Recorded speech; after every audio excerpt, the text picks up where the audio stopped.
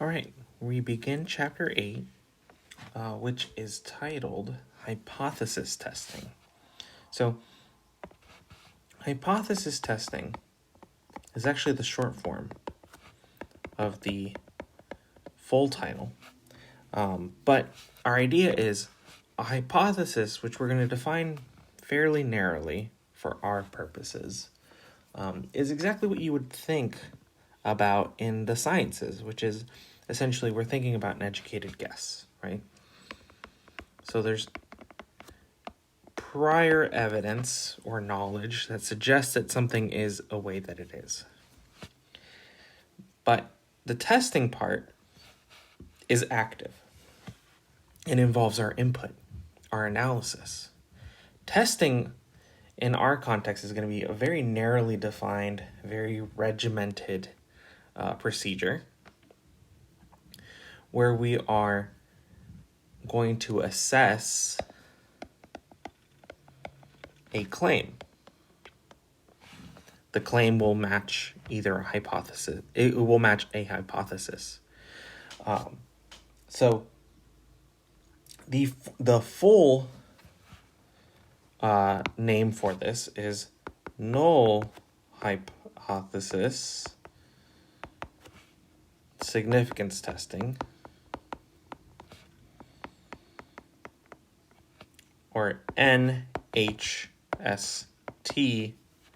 for short. So NHST refers to the specific form of hypothesis testing that we're going to use here, where the key operating word is significance. Okay? Significance, if you recall from very, very early in the semester, refers to statistical significance. So at some base rate of wanting to not make a mistake of a false positive or false negative, we'll dive into exactly which one we're talking about. But at the risk of making a mistake in terms of whether we're going to reject or not reject an educated guess, the significance allows us to set that threshold. But before we get into any of that, let's actually talk about an example. So our guiding example for this chapter, actually just for the first section, because we get into much other interesting cases, just as interesting as this one. We're talking about the court decision Castaneda v.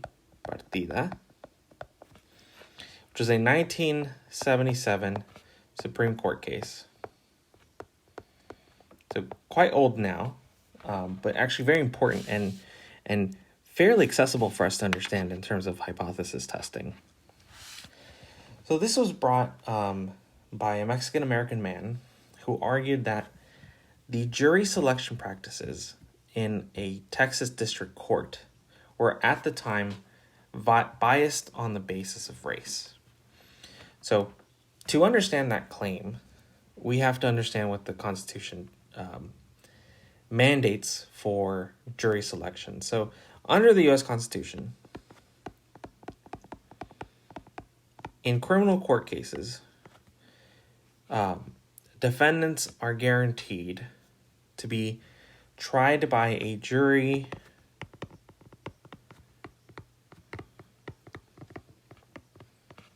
of his peers.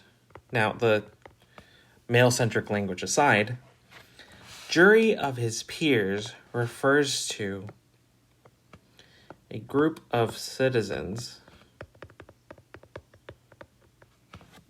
like the defendant themselves. In other words, as we understand it today, representative of the American population. And it can be representative of the local population, depending on the scale of the court case. For this Texas district, though, okay, this took place in Hidalgo County in Texas. If you notice, I pronounce things with a more Spanish accent. That's because a lot of these names come from Texas and specifically Mexican American heritage. So in this particular county,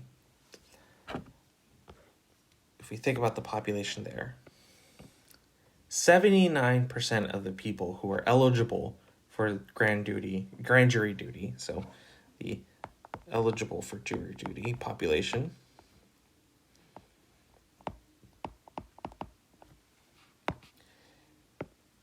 a large percentage, 79%, were Mexican American.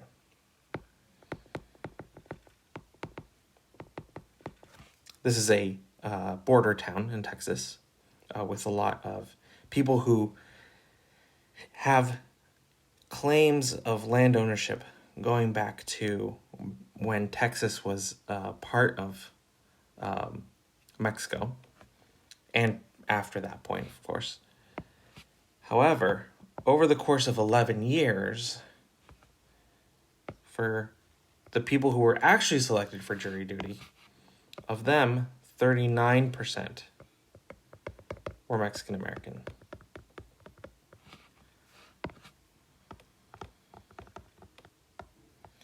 So that is actually a very large difference, right? So the hypothesis testing that was involved in this case looked at determining whether there was a statistically significant difference between the 79% and the 39%. And the key statistical question then that the justices had to consider was, what was the likelihood that the jury selection in that county was truly due to chance and not based on racial discrimination? So we'll get into the actual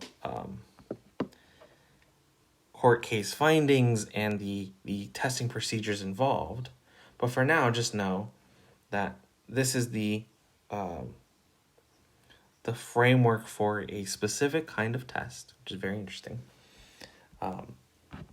So what are we expected to learn at the end of this chapter? First of all, we're going to have to learn how to understand, interpret, and analyze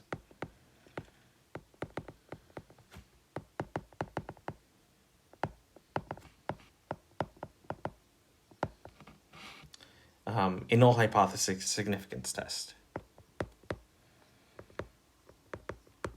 So if we're given a hypothesis test, we'll be able to understand what's going on there. 2, we're going to perform NHST.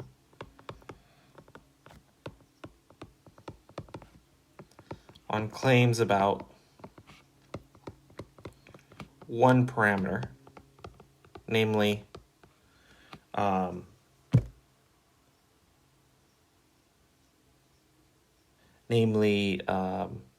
means, standard deviations, and proportions. 3, we're going to do this again on equality of two parameters.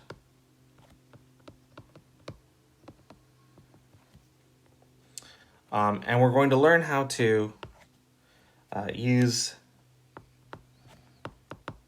statistical function utilities to carry out.